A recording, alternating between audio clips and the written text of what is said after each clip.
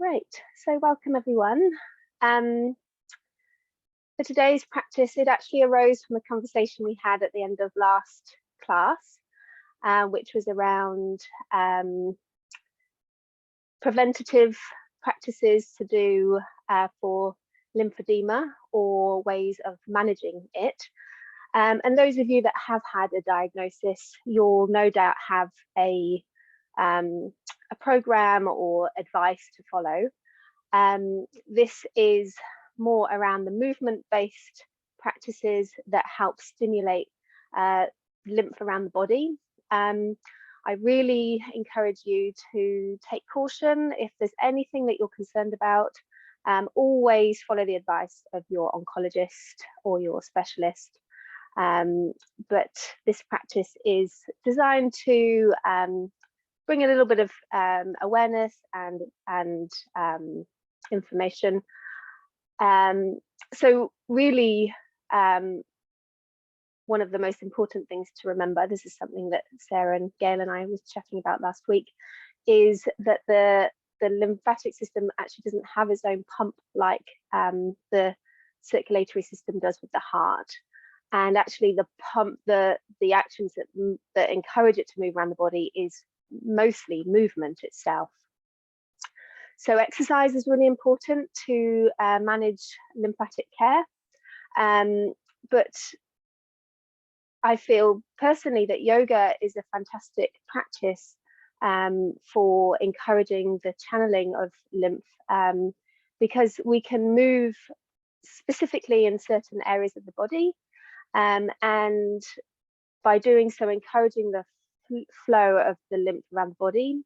But with that, there is mindfulness and consciousness and awareness, so that we can feel into areas that perhaps feel tight or heavy or restricted, and not in an obsessive way, but in a way that that develops and refines our awareness, so that we're really in tune with changes in the body, because there are benefits of detecting lymphedema early, as no doubt you're all aware.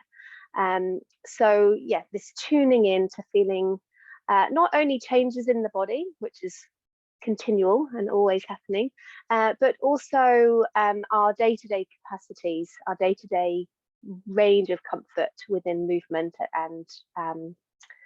and exercise itself. So not only is movement key for moving lymph around the body, diaphragmatic breath is also really helpful, something that we focus a lot on in our yoga practice. And also like manual therapies, lymphatic drainage massage, some of you might be familiar with that. And we'll do a little bit of self-touch work today. But again, going to a specialist, going to a specialized lymphatic drainage practitioner can be really helpful. And also there's studies and findings around aqua therapy, so water therapies. And some of you might be familiar with compression, so compression socks. That can also be part of the therapeutic approach to managing. Great. So yeah, I always recommend you just to feel into what is right for you today. You might have been given specific advice from your specialist, so do take that as priority in your practice today. So I can see on the screen, could you just give me a thumbs up whether you can hear, whether the sound is okay today? Great. Fingers crossed the in the ear mics work well, because I'm going to be moving away from the screen. But if it gets a bit fuzzy, do just flick me a message if you would, and I can just take them out.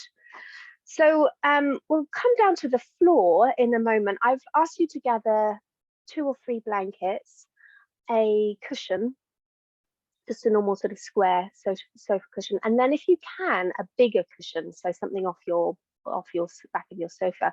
You might even have a bolster, so that would be great if you have a bigger sort of bed pillow or sofa cushion. And what we need is to have something slidey on on the surface of the mat or on the floor if you're just practicing on the floor.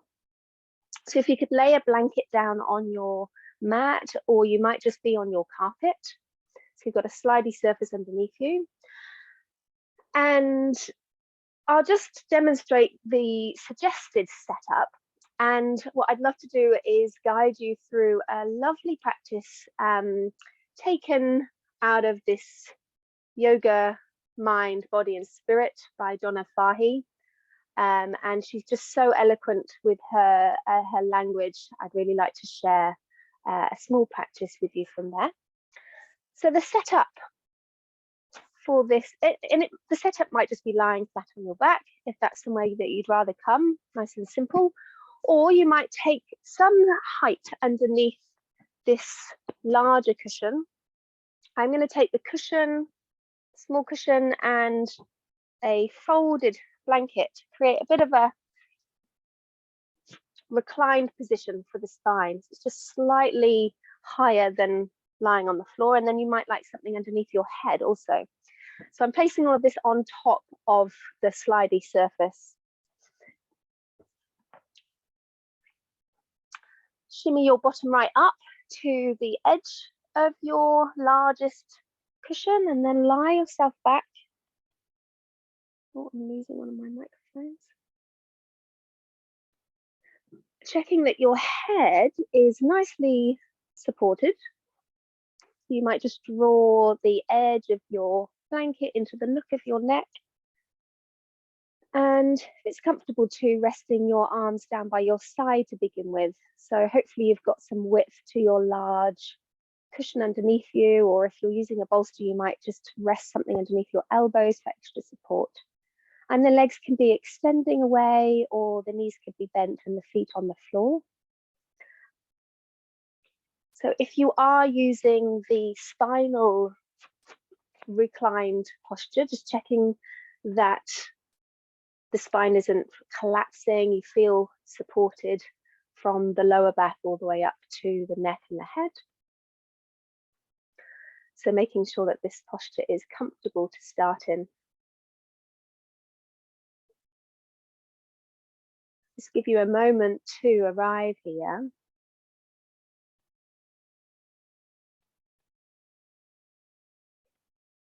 And you might like to take some sigh-like exhales, just encouraging this arriving and this welcoming into your practice this morning.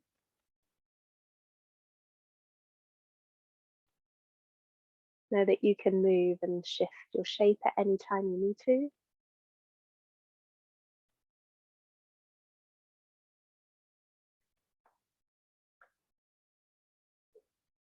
So Donna Farhi's practice starts by inviting you to imagine yourself as a body of water encapsulated by your skin. A body of water encapsulated by your skin. Could you feel the buoyant softness of this internal fluid body?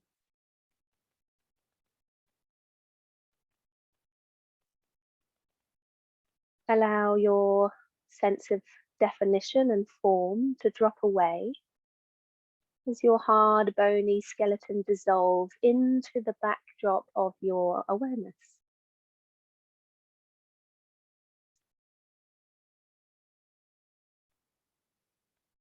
Allow to fall away any sense of restriction or tightness or fixity of any ideas you might have about yourself today, your body, your health.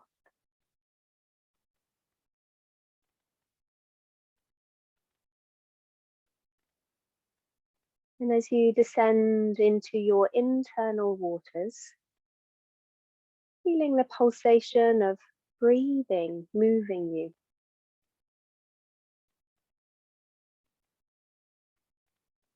Feel how impulses travel from your core in ripples, and how your limbs can become fluid projections from the live center.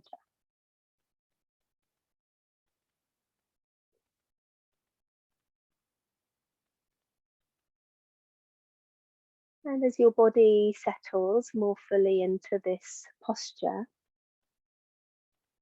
maybe welcoming a deepening of breath. Breathing with the diaphragm so that the belly and your lower ribs expand. Can be helpful here if breathing downwards into your diaphragm is challenging. It can be helpful to place your hands on your lower rib cage, your upper belly region, and even creating a little bit of pressure.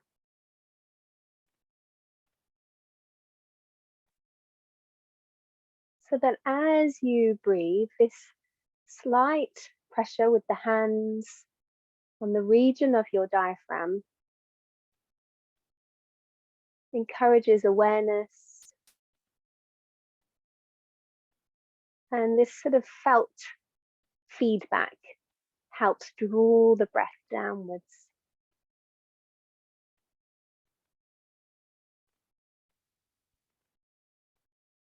And being cautious not to strain your breath, not to labor in your breath. The breath still might be quite shallow or fast, and that's okay. Just this encouragement of breathing down into the area of your diaphragm.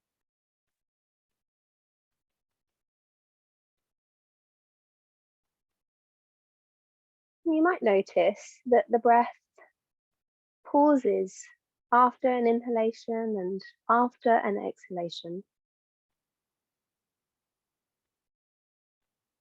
This pause creating a subtle pressure change to move and empty the lymphatic fluid back into the venous system.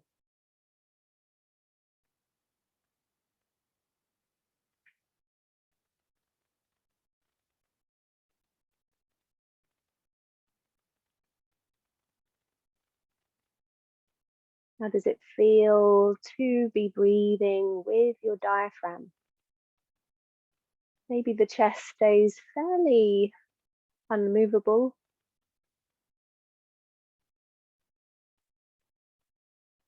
And when you're ready, rest your arms down by your side again, palms facing upwards.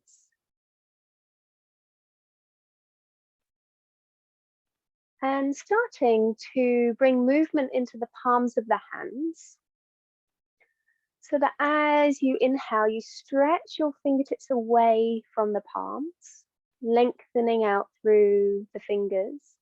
And as you exhale, you squeeze the fingers in towards the palms, making little fists.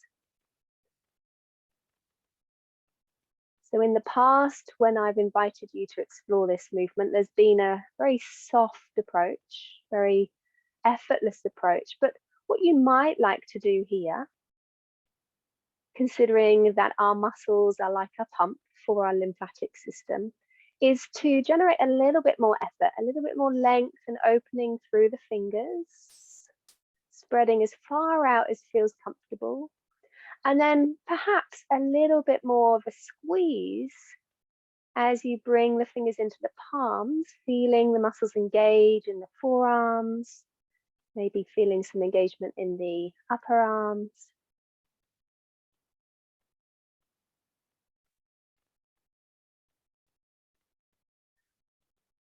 Staying connected with that diaphragmatic breath. And staying connected to the quality of fluidity, that water element that makes up so much of your being. At some point, you might feel ready and inclined to bring some bigger movements to your body now. So you could start with the hands on the belly or the upper ribs, sorry, the lower ribs, and mimicking the expansion of the breath, inhaling to expand the arms out to the side, stretching through the fingers, and exhaling the hands back to the body.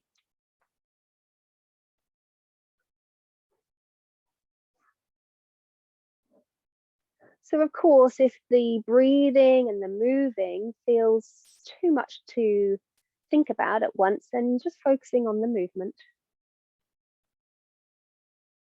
But once you've connected to this fluidity, this fluid part of your body, could that be the support of the movement? Inhaling the arms out, expanding through the front of the body, and exhaling, retreating.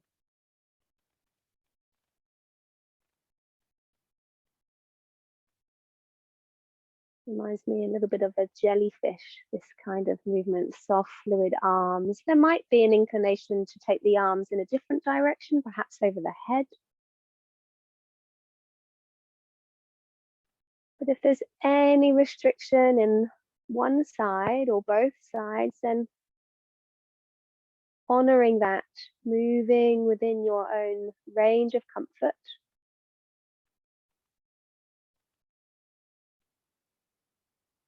And you could just freestyle here. You could take the arms in a diagonal. And of course, if it feels more serving for you to do one arm at a time, can even be helpful to imagine that you are in water, moving through water to find the fluidity of movement.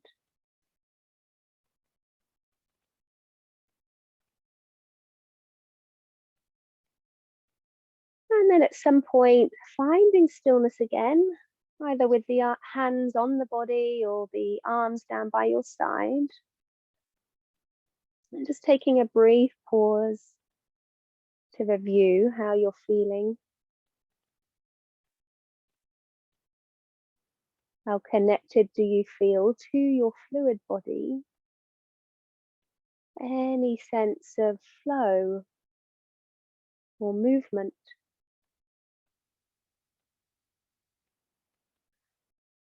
And from here, starting to allow the structural part of your body to emerge back into your awareness. So you feel the support of your bones.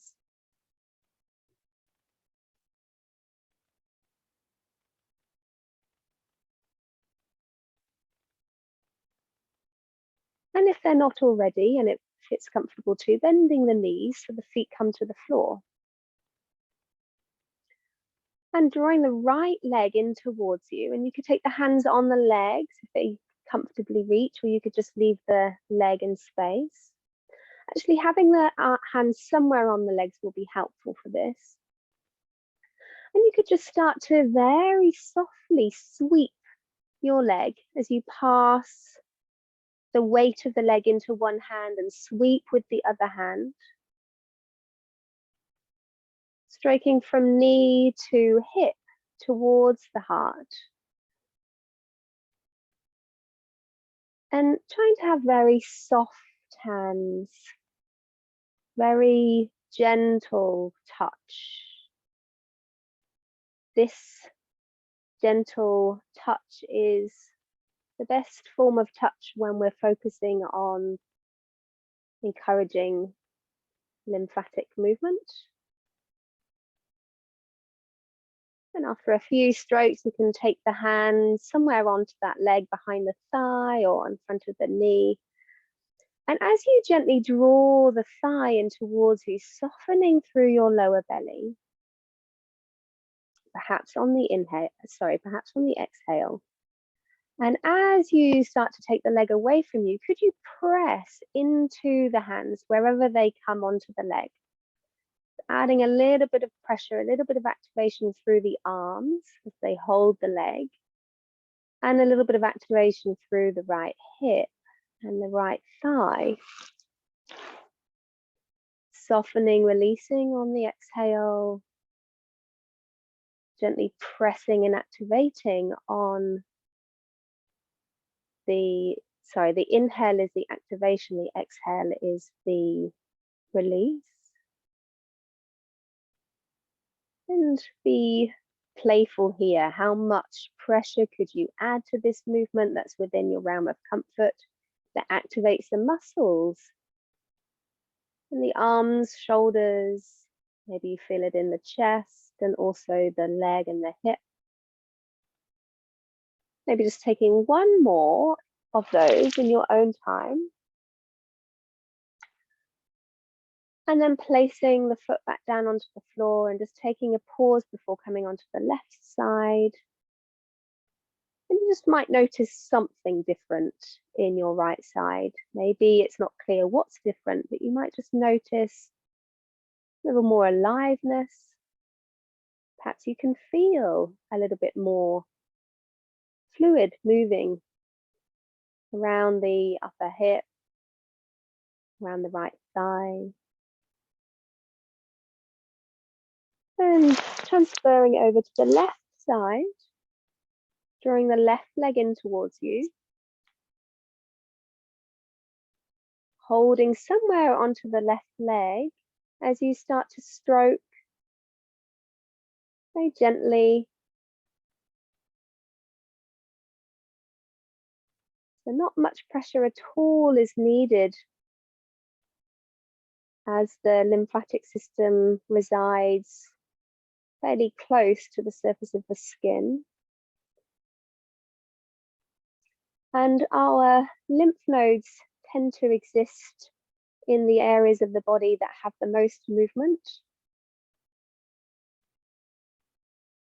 So moving one part of the body can in some way influence the whole lymphatic system. So here, as we stroke through the upper thigh, moving in the direction of the nodes in the groins, towards the belly. And at some point, you might like to start to press into the hands somewhere on the leg, pressing so that there is some activation through the arms, through the left leg. You might feel some activation through the left hip joint, releasing, softening, gently squeezing the area of the belly. And being aware of that flexion being created in the left groin, the left hip. And of course, you don't need to move very far. Actually, there doesn't need to be that much movement at all. You might feel that subtle activation of muscles and then the release of the muscles, creating some sense of fluidity in that joint. Just taking a couple more. Of course, if one arm is still recovering or both arms are recovering or feel restricted or weak, then you might just press a little bit, or you might imagine that the hands are there, that there is something there stopping the leg, and that also still activates the muscles as the leg moves into that imaginary barrier. And releasing when you're ready, placing that left foot back onto the floor. And gently sliding your right leg away from you, and a little bit like a frog swimming, bending the right knee as it opens out to the side and places the right foot back onto the floor. Sliding the right leg away and then gliding it back up. Just allowing the pelvis to react to the movement. You can allow the pelvis to open.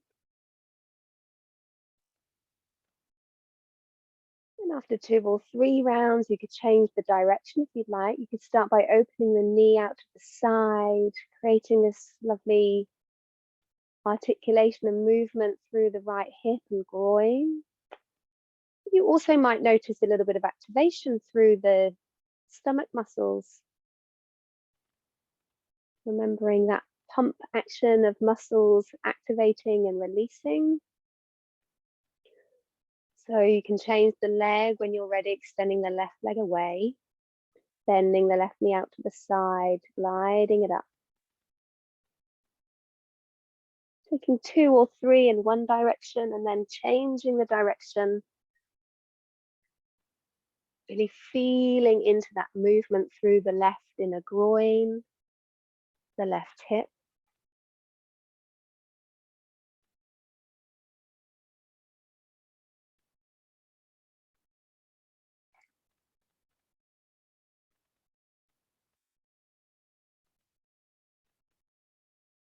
And once you've done both directions of movement, coming back either with your legs extended away, if that feels comfortable for you, or you could keep your knees bent and your feet on the floor.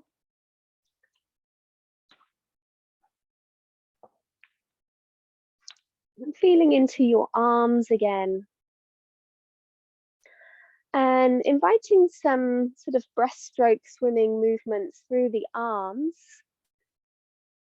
So this can be a lovely position to explore this movement in, because you've got some space behind you to drop the elbows towards the floor. You could also do this sitting in a chair or standing up. And the movement can be as slow as it needs to be. It could be very small. If the movement is quite restricted in this area, you might do little strokes. But finding your own full range of movement.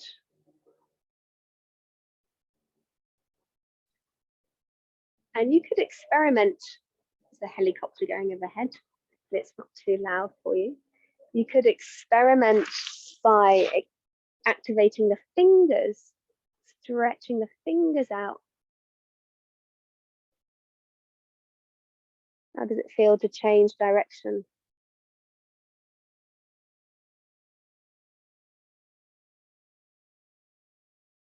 And then relaxing the arms back down to the side or onto the body. And just before we come out of this posture, another style of movement is a pulsing movement through the body. And this is a great practice to do if you're feeling particularly fatigued and movement actually doesn't feel very accessible on that day. Feet to the floor. And there's this like gentle pulsing action by pressing and releasing through the feet. So actually the rest of the body isn't playing much part in the initiation of movement. If having the feet on the floor feels a bit too challenging today, you could just flap the feet forwards and backwards to create that pulse. And the pulse is traveling all the way up the body. So it's actually a high level of reward of movement from not much effort in the body. It's just the feet having to initiate the movement. Could you find a natural rhythm? It's fairly quick rhythm. Dun, dun, dun, dun, dun, dun, dun, that kind of rhythm.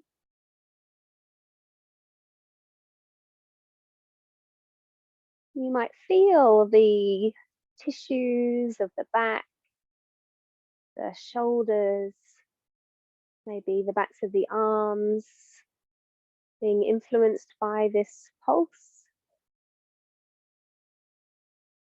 You might feel it moving all the way up your spine, into your neck, into your head.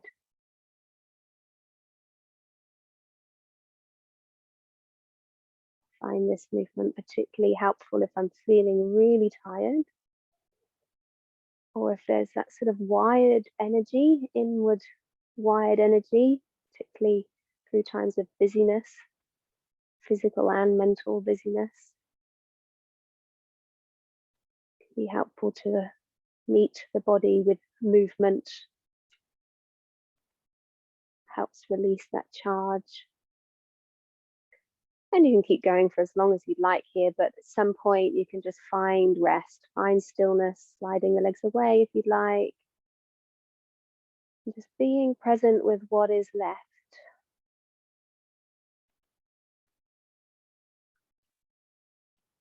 How does the body feel as it transitions back into that still realm?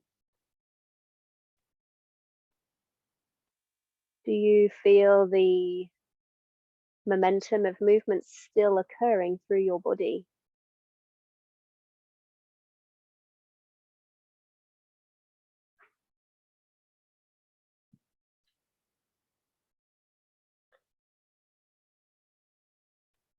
So I'm going to invite you to start to make your way off the floor if you feel ready to. And we'll probably need the blanket shifted from on top of your mat.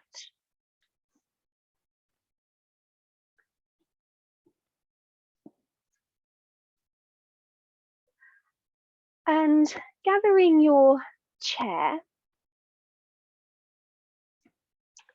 If you don't have a chair at hand, you could do this sitting on the floor as well.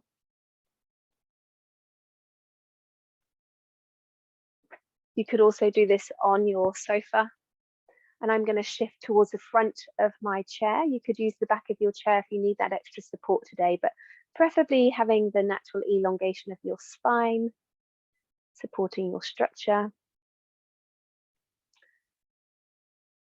And coming into some rounds of Hu breath. Now, Hu breath is, gosh, such an important practice. It's a go-to for me. Not only is it calming and soothing for the nervous system, it really encourages diaphragmatic breath, which is really helpful and important for lymphatic care. So those of you that know Hu breath can just come into it in your own time, and I'll explain it as well. So Hu breath, we inhale through the nostrils naturally, nostrils if possible, naturally. And then to exhale, we take a little bit of a gap between the lips, just a soft gap through the lips, exhaling fluidly through the gap in the lips with a very subtle closing of the glottis, a very subtle restriction in the throat to generate a very gentle Hu-like sound, or might be more like an ocean-like sound to you.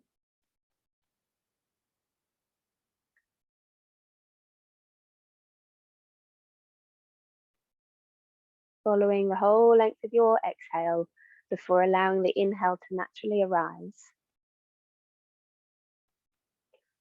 If at any time the breath feels labored or if it feels triggering, then just return back to your natural breath. And it doesn't matter how long the breath is, just allowing the organic changes to occur as you move through this practice.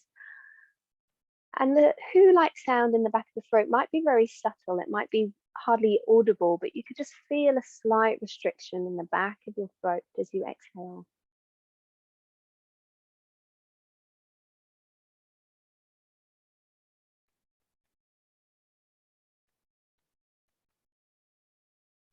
Perhaps focusing on the sound, the ocean-like sound on the exhale is soothing for you.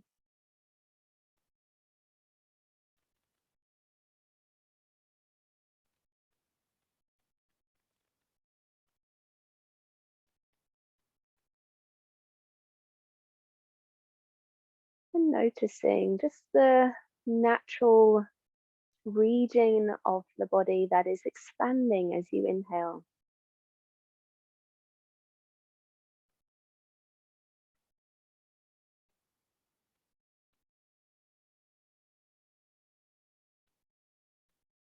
Perhaps the exhale organically lengthens as you move through the rounds of practice.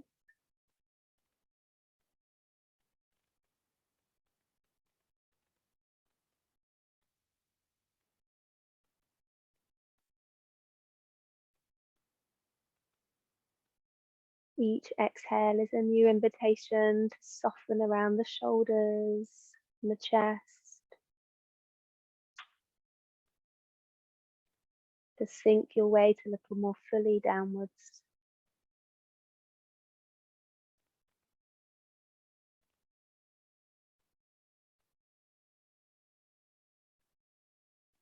Perhaps just taking one or two more rounds for yourself.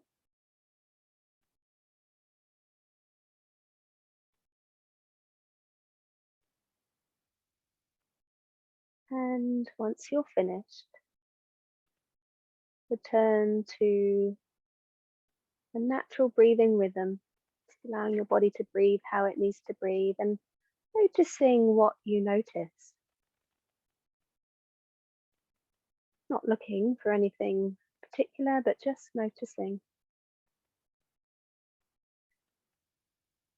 Your eyes might be closed or softly gazing downwards so that there is an inward focus.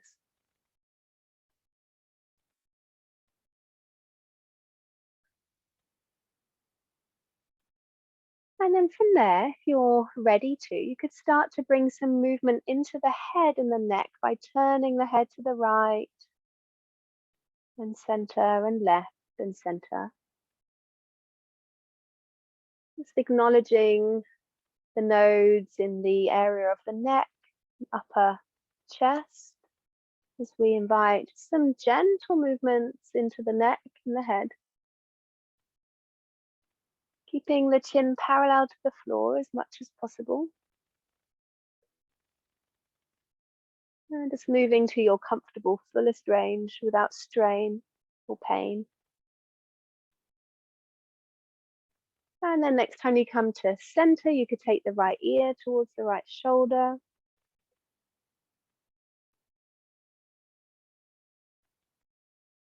Could you stay connected to the fluidity of movement, that lovely fluid body intention to guide you, guide the movement.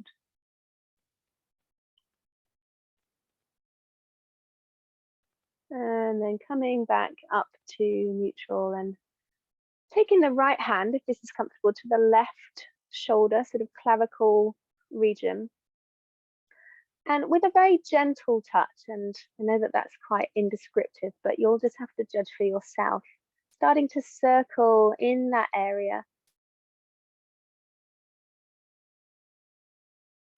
So if you put a $2 coin on your skin and that pressure, you might imagine that same pressure. So very little is needed here.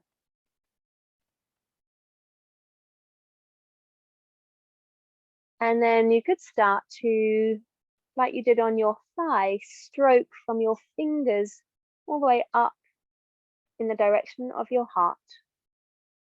With that same minimal pressure. Actually, taking the skin on skin is more efficient or effective. So if you're in a warm space, you might just be doing this on a bare arm. And then coming to the other side when you're ready. So left hand onto the right clavicle and side of the shoulder circling. And if you have been diagnosed with lymphedema and you are seeing a specialist, you might have different practices to do on the side that is more, that has swelling. There might be some drainage practices to move in away from the direction of the swelling. We won't do that today because we're not in person and because we're all at different situations. So we'll just do something quite generic. Stroking when you're ready.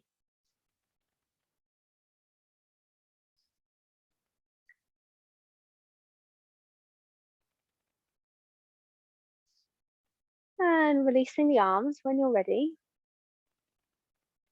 Coming back to neutral and just starting to bring a little sway.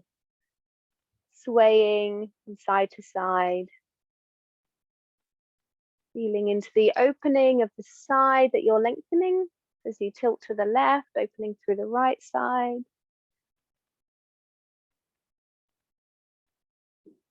Shifting the weight perhaps a little from seat bone to seat bone. The next time you come to your right side, you could just stay laterally bending. You could use your hand on your thigh or onto the chair and explore lifting the elbow up, opening through the armpit. If that feels too much, just go to an area that feels enough. Might be dropping the hand a little more, find something that works for you. The arm might extend all the way over the head. Coming up and tilting, swaying to the left side, raising the elbow, maybe raising the arm, maybe not, opening through the armpit. And you can just take another 1 or 2 on each side. Continuing on with the quality of fluidity.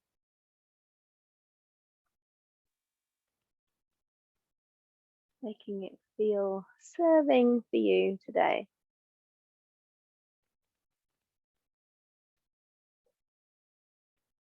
And actually, we don't need to make things very complicated. Simplicity can be much more joyous. And coming back to neutral when you're ready.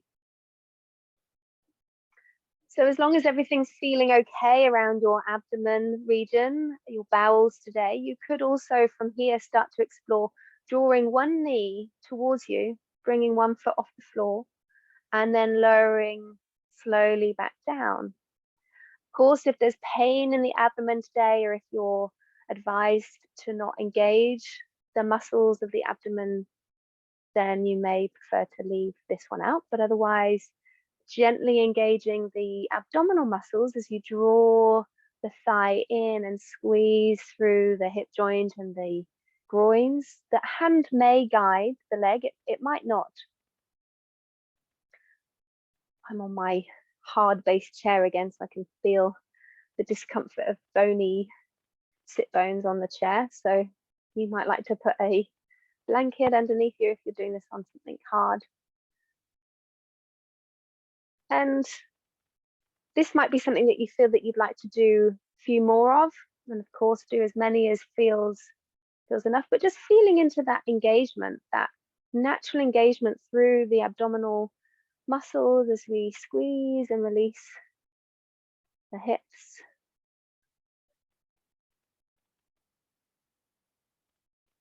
Good. And just finishing the side that you're on.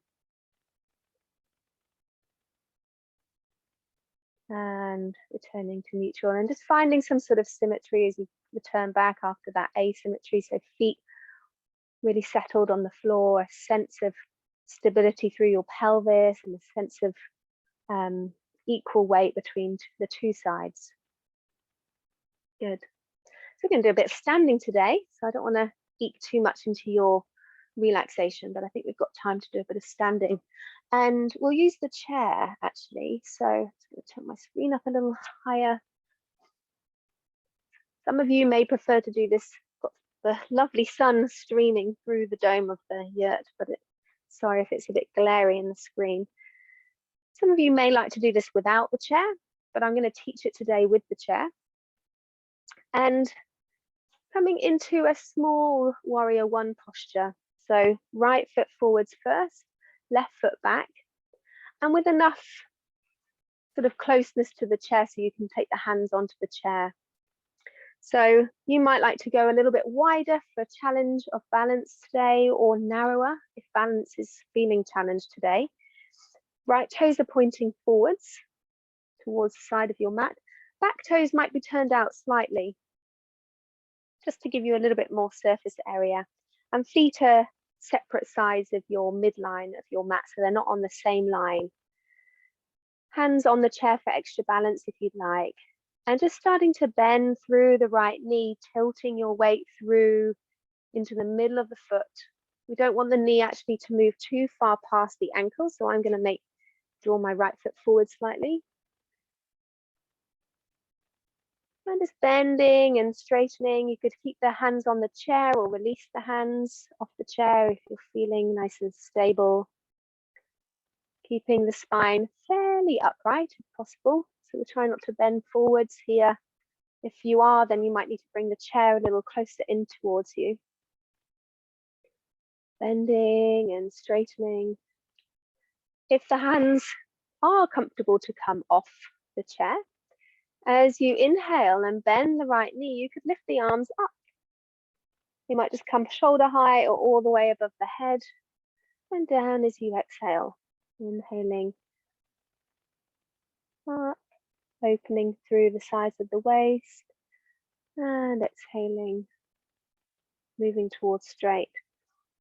If the hands are on the chair, as you inhale and bend the right knee, you could just gently lift the gaze, lift the chest slightly, to bring some opening through the chest and the side waist.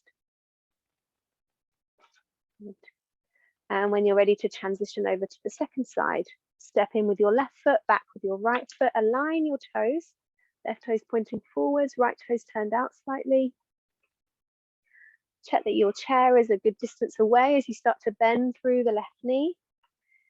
And as the feet are on separate tracks, meaning that they're not on the same middle line of your mat, then you should be able to bring the pelvis fairly pointing forwards. That being the intention. Inhaling, bending the left knee, exhaling to stand. If that's a comfortable connecting of breath and movement, of course, breathe how you need to breathe here. You might bring the arms into the movement slightly. They might revisit the chair each time, or they might stay off the chair for an extra challenge.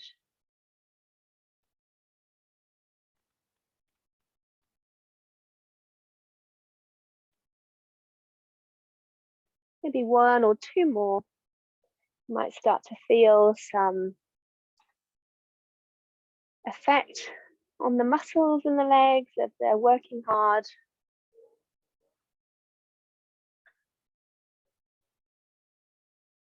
And when you're finished, stepping the feet together. You don't need the chair anymore, so I'm just going to shift mine off my mat. Some helicopters going over today. And standing on your mat quite wide, standing in your practice space quite wide feet. And nice and buoyant knees. Nice and connected feet. Arms just hanging loosely downwards. And starting to rebound from one leg into the other. So dropping the weight into the right side, bending the right knee, and then swapping sides. And what you could add is a little bit of spiraling through the pelvis. As you bend the right knee, the right hip moves over towards the right side. As you come over to the left hip. So there's a little bit of sort of, what's the word? Figure of 8 happening through the pelvis.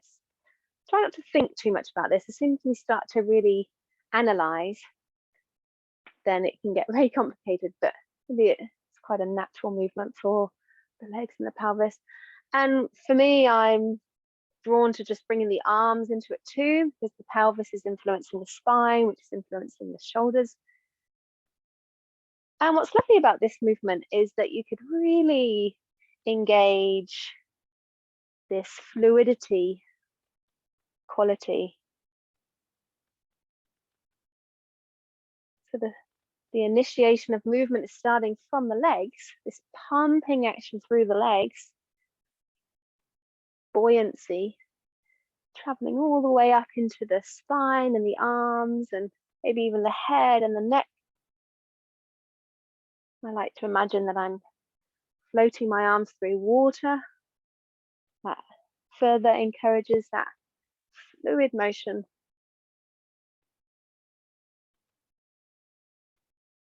And bringing the movement slowly towards a close. So the arms might relax, but the pelvis and the legs are still going. And then it might just be the knees, the feet pumping. Good. And then bringing that to a close and bringing the feet a little closer together. Might be slightly apart to bring some sense of stability. And with the eyes gazing downwards or the eyes closed, just feel into this mountain posture, this standing posture. You might notice a little faster heart rate, having done a little bit more activity. Might notice some sort of tingling or some sense of movement through the hands, the arms. Noticing what you notice. Getting a sense of weight downwards into the legs, into the heels.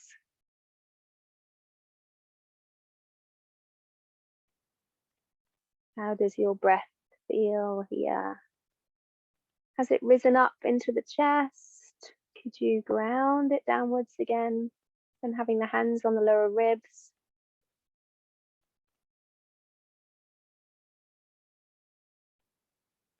Might even like to take a couple of who-like breaths, inhaling naturally through the nose. Exhaling with the whoo sound through the open gap of the lips. And you may like to even add a movement to that. You might even like to inhale the arms out and either up to the shoulders or over the head. And whoo, out breath down. The arms lower down through the center line of the body.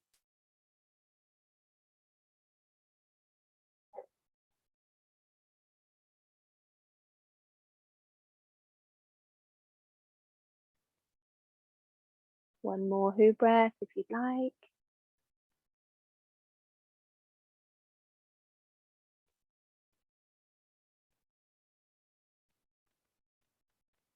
Good. So for our restful shape today, there's the option of taking an inverted shape, and I would urge more or err more on gentle rather than strong. So a gentle inversion is just to raise the feet slightly higher than the heart. You might take the whole legs higher than the heart. So I'll give you some variations that you can choose from.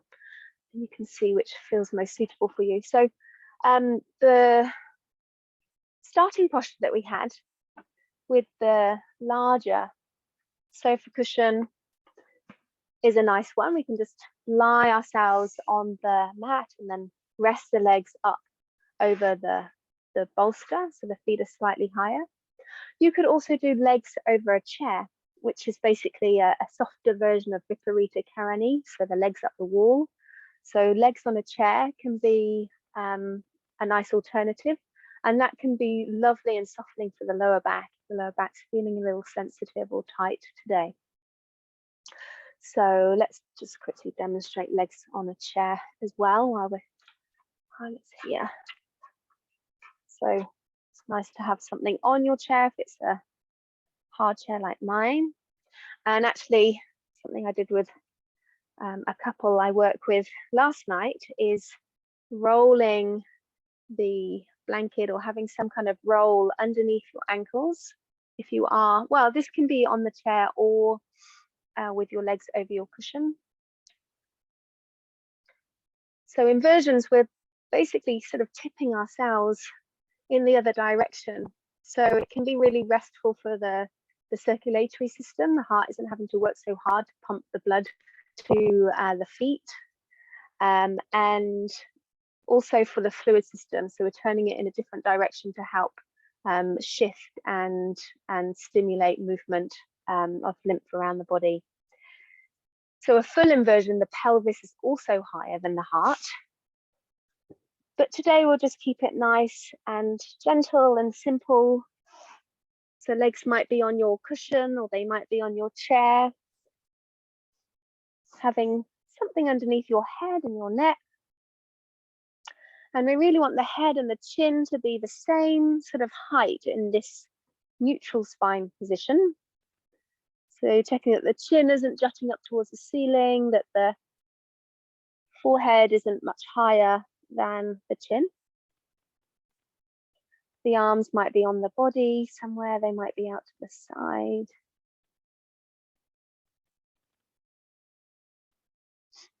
So of course, if at any time there is a feeling of pressure in the head from turning yourself upside down, that might be an indication that your body doesn't want to be here today.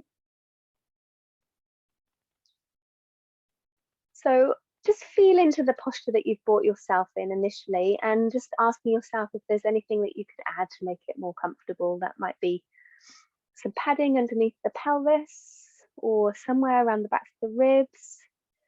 If there's some sensitive regions in the back of the body. Perhaps it's to bring a blanket over the feet or the legs. So if you are actually having your legs over your blanket, something I forgot to mention was that if your cushion is quite narrow and you feel like your legs are sort of sliding off, this one's quite wide, so I probably wouldn't get it so much on this one. But if you're on a bolster or something similar.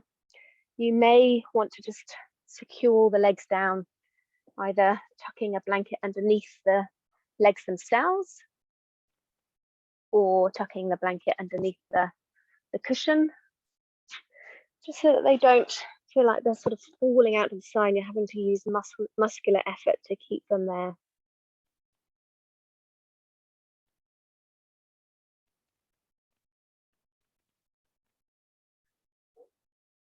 So ensuring that you make any little adjustments you need to make this as comfortable as it can be.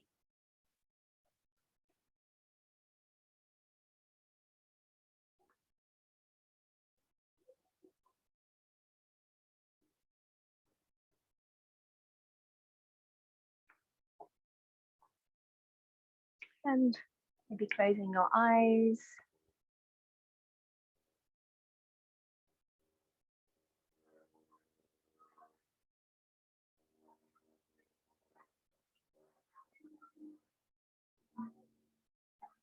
Settle into this supported rest. Then you may like to either take some who breaths,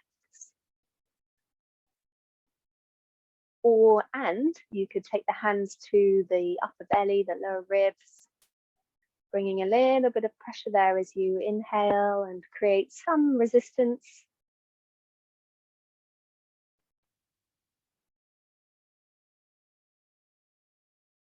Bringing that diaphragmatic breath into your practice.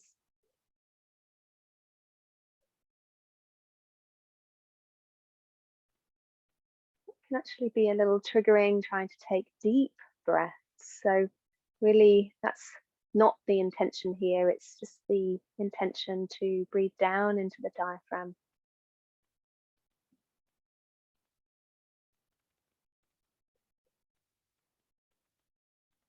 The who breath with the extended exhale with the slight restriction in the back of the throat can be a really helpful way to deepen the diaphragmatic breath.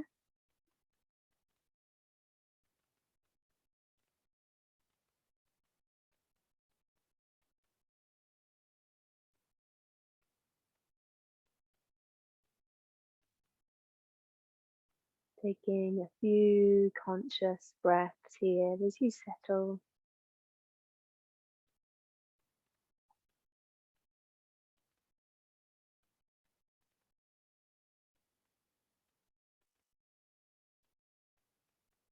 As you settle, noticing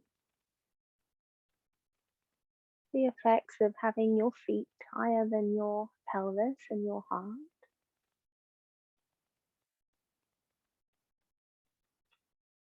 One of the things I often first notice is the temperature of my feet changing. You might notice that.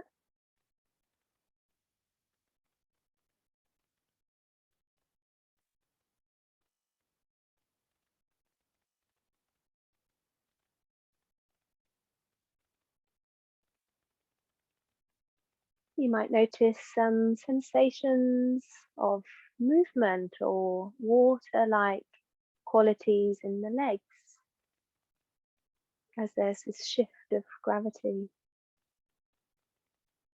or shift of relationship to gravity.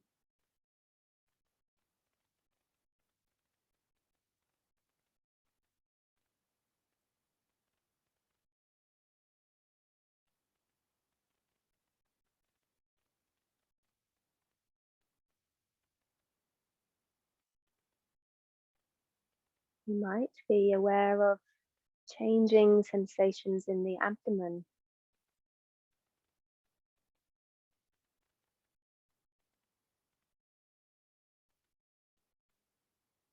This sort of pool-like region.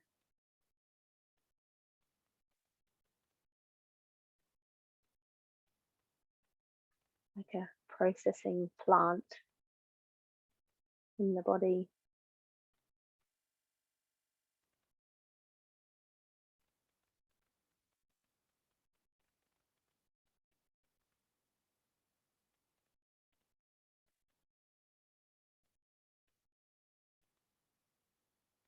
even as we bring the body to stillness. Still there's movement occurring within the body, this rich tapestry of life that is continually moving, circulating.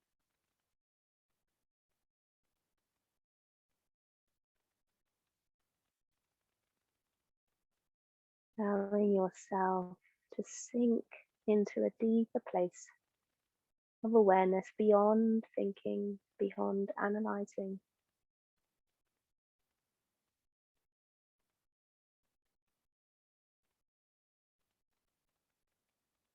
So that all the workings within your body can happen without any interference of our mind.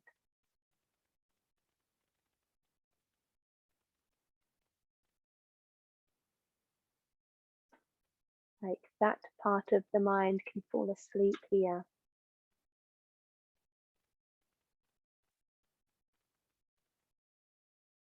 Exchanging thinking for feeling.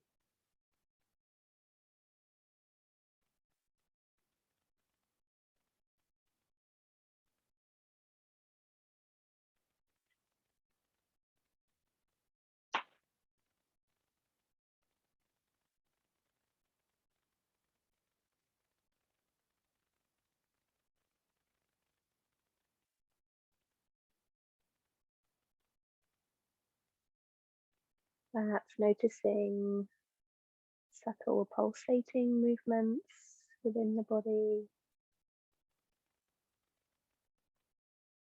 vibrating,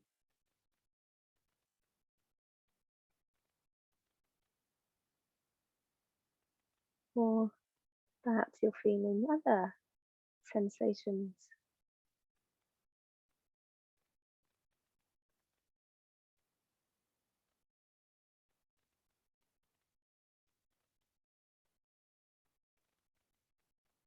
Not sticking or clinging to any of them, just letting them come and go.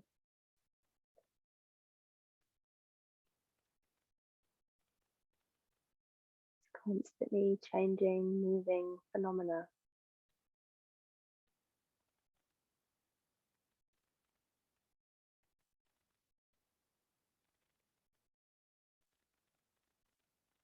How might it be to rest in that place behind the movement,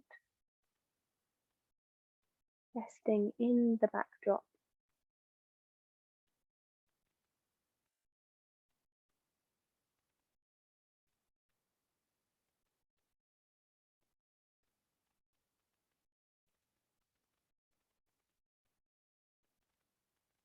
Perhaps touching or sinking into a realm of stillness behind all that movement.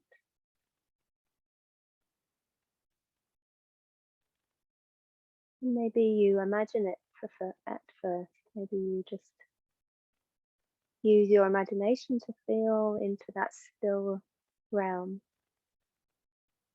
the essence of your being.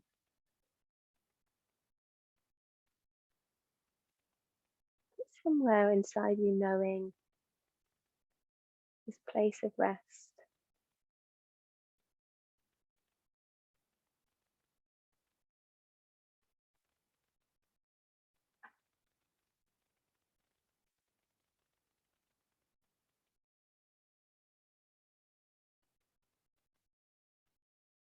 And this place of rest isn't found through looking or striving. It's actually the opposite. It's the letting go,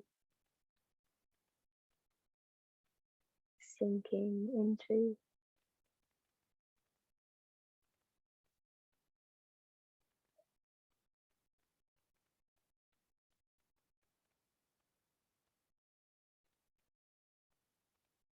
Letting any intention go here, just resting within your body.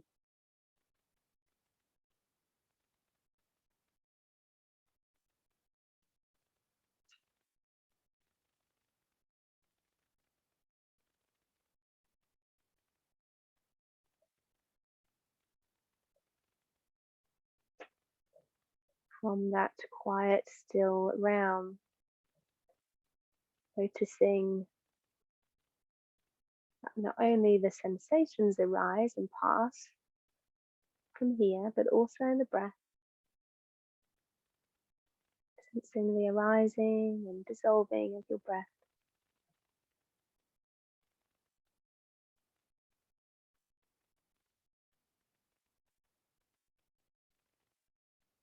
As perhaps you start to invite a deeper breath,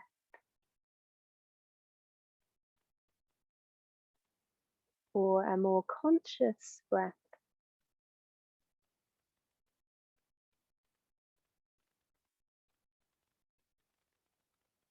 And you may like to just open the fingers, stretching the fingertips as you next inhale, and squeezing the palms as you exhale, bringing some activation through the hands and the fingers and the arms.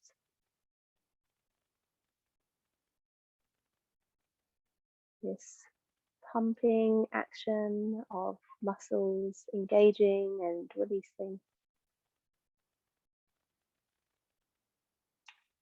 And then just resting, just coming back to stillness, letting the fingers relax, just being present.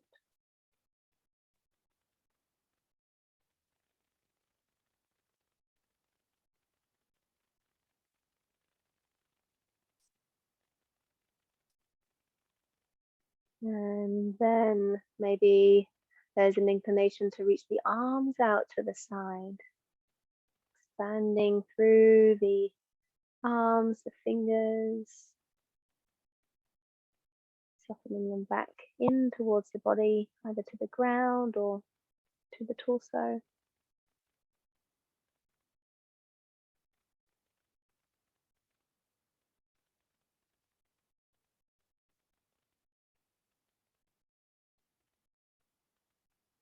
Taking a few expansions of the arms and retreats before resting back down into some sort of stillness.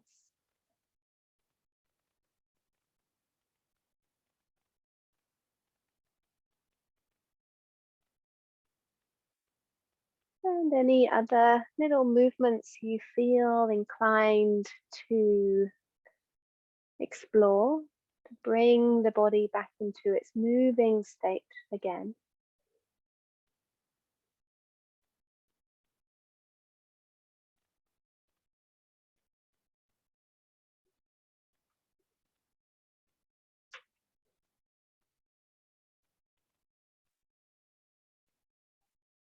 And taking your time, you might like to move a little and pause a little, or you might be ready to roll onto your side.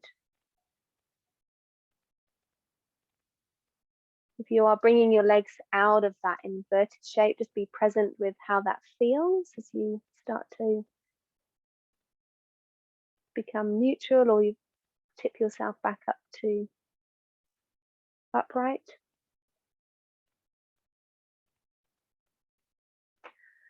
And do take your time to come up to sitting, but once you're sat either on the floor or on your chair, just using this posture as a transition by becoming present in it and feeling the shape of your body in this new form.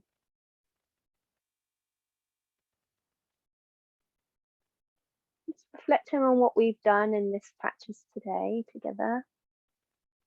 Is there anything that felt useful for you that you'd like to just imprint in your memory, take out with you? You might even revisit it sometime today.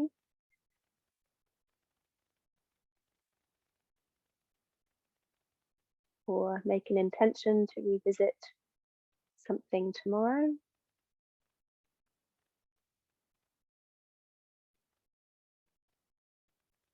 So if you'd like to, bring the hands together in front of your heart.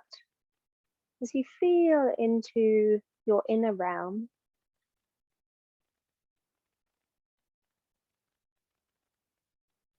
just reflecting, has your awareness increased? Is there more connection to your inner landscape? than when you started.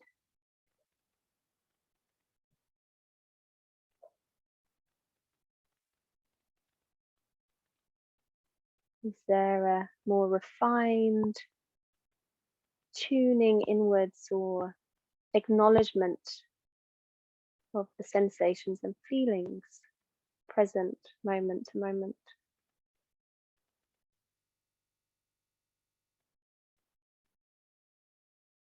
And this presence really does bring us benefits if used throughout the day and throughout our activities. Can help prevent us losing focus, becoming clumsy.